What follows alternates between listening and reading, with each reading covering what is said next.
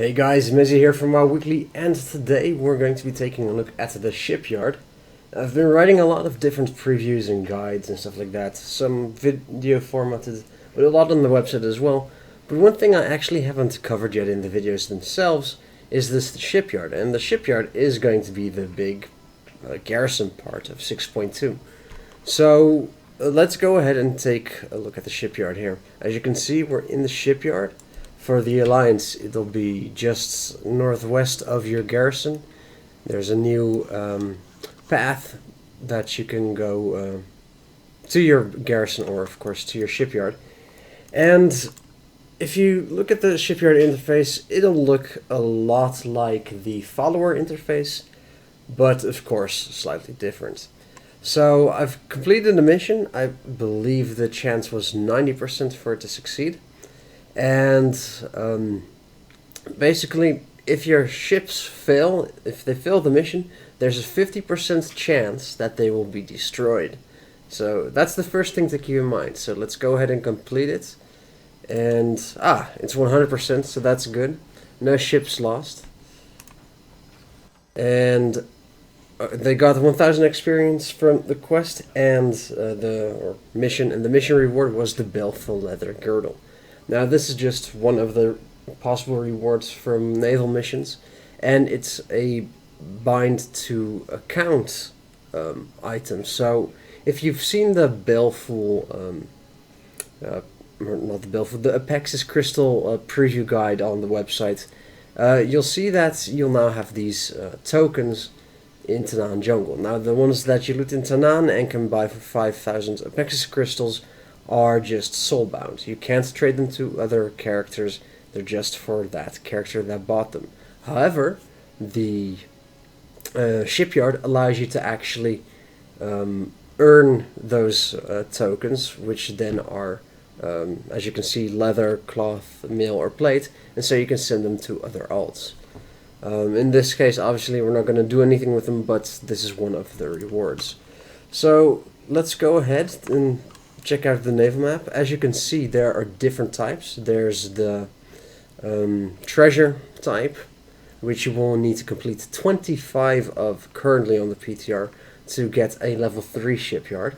There are combat missions, and there are training missions, which reward the least amount of experience, but are in general the easiest to complete. The ships have traits like your followers do, and there are 4 or 5 different types of ships, and each of the ships counter other ships.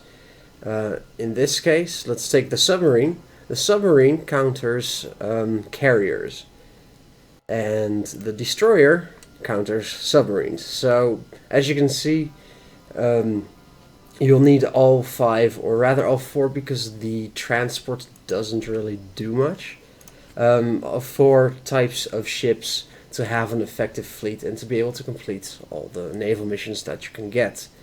Now the ships, when you build them, can be uncommon, rare, or epic, and their quality indicates how many equipment slots are available. If they're uncommon, which I do not have an example of, then both of these equipment slots are locked. You can't put anything in them. They'll just have their type to counter another ship type, and their crew, which gives them a extra bonus. Now in this case, the Drenic crew actually does counter one of the threats, the dense fog. But if you have, let me see, yes, if you have the Night Elf crew, for example, the Night Elf crew reduces your mission time by 50%. So that means your ship will just have a counter and then the bonus. When the ship is rare, it'll unlock 1 equipment slot, and when it's epic, the second equipment slot will unlock.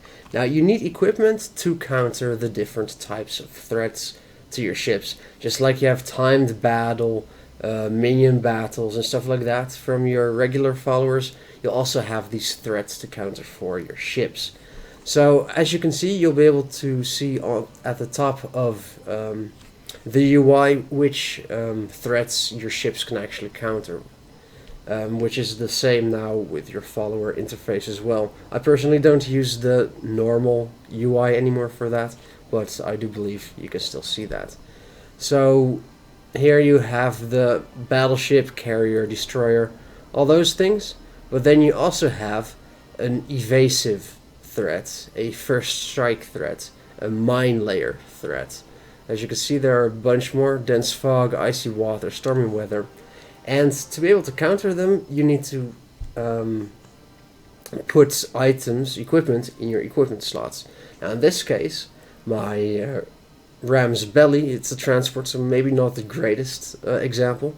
So let's go ahead and get the destroyer. The destroyer has a fell smoke launcher, which will counter first strike. This one at the top. So on missions, if the threat is first strike, this ship will obviously counter that. Now the thing is, there are actually a lot of different types of threats, and you can't have a lot of ships. At level 1 you can only have 5 ships, at level 2 10 ships, and at level 3 15 ships. Now I actually am supposed to have a level 2 shipyard, but because of PTR bugs and stuff like that, my fleet cap is still at 5 instead of 10. Which of course does suck, but doesn't matter. So how can you get the equipment? Well, you get them via quests and reputations and stuff like that. So you'll have to buy the equipment once you have it unlocked. You'll have to do a short quest and then I believe a naval mission after that to actually unlock it. And once you've unlocked a certain equipment item, you can buy it over here at the Naval Equipment Specialist. So in my case, I've unlocked the Tuskar fishing net through the Hand of the Prophet reputation, which is one of the new reputations in Tanaan Jungle. So this is another type of equipment. It doesn't counter anything, but actually gives you a certain bonus.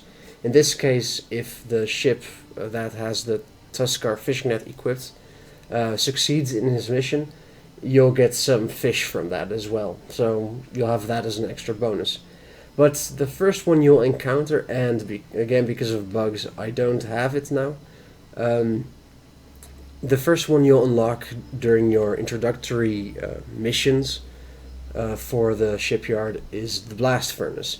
You'll get a quest to get the blueprint for the blast furnace, and once you've completed it, you'll be able to buy the blast furnace, which counters Swift in this case, and you'll buy it for 500 resources. Now, keep in mind, this is on the PTR, so any values of the amount of resources they cost and stuff like that can still change. But because they used to be actually 50, they've bumped it up a lot. But that doesn't matter. Anyway, you can buy all these different equipment slots right here at the Quartermaster Specialist once you unlock it. Another thing you can buy from him is a rush order. It instantly completes a ship under construction at the shipyard, because you have to build your ships, and you have to do that here at the shipwright. Once again, I'm sorry, this is the Alliance version, but you'll encounter the Horde version in the introductory quests anyway. You'll be able to build your different types of ships here, and it'll be a work order. Now, in this case, it looks like the build time has been adjusted again. It used to be 4 hours, now the build time is 1 hour. Once you start the work order, which I will not be able to do because I only have a maximum limit of 5, you'll actually be able to use that complete work order item to instantly get your new ship. Let's see. The submarine is 2 hours, so it seems to differ per type of ship how long it takes to build. So with all those threats covered, let's actually take a look at sending things out on missions. Now, as you can see here on the right hand side, I have a lot of different counter items. This is because of the Gnomish crew, which is another crew type. The Gnomish crew gives you a chance to, let me actually just find them, I should still have them here. The Gnomish crew allows you to get naval equipment from successful missions. Now first, this was pretty much a 100% chance, but now the chance seems pretty low, at least currently. So we'll have to see what the chance of getting equipment is once 6.2 goes live. So with that out of the way, let's take a look at one of these missions. Shattered Light, it gives a base experience of 4,500, which is pretty damn good, and an additional bonus of 3,500. So as you can see, I have 2 ships, which counter 2 out of the 3 threats. So we have our Mechatorch's Secret and our Bows of Cenarius. And in this case, it's 88%. Now, that's a pretty good chance to succeed, but I'd rather not risk it. So, what can I do? Well, I can't take out the equipment, let's see, the equipment from the submarine, because Swift is one of the things that needs to be countered. So I can't trade out the blast furnace, but I can go to my other ship, Bows of Cenarius, and replace this true iron rudder.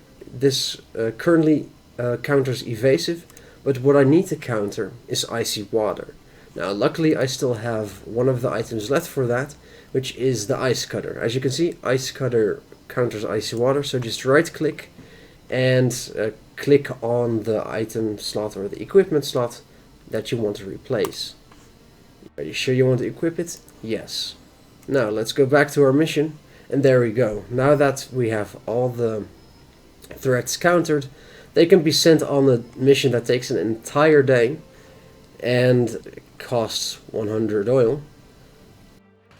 And then it just works like the followers. In a day you'll be able to complete it as we saw at the start of this video. And that's pretty much everything there is to cover about the shipyard. It really feels like you don't have to be as active with the shipyard as you do with your followers. Hey, you have lots of 30-minute, 1-hour missions for regular followers. But in this case, this ship, I believe, was on a 12-hour mission. And this one's going to be on a 24-hour mission. So you'll be spending a lot less time sending your ships out on missions. And it seems like the leveling up of your fleet will go a lot slower as well. Now, of course, they can still change the amount of experience you can get. This one awards a total of 2.3k experience, which is okay, but considering your rare ships need a total of 40,000 experience, it's going to take a while.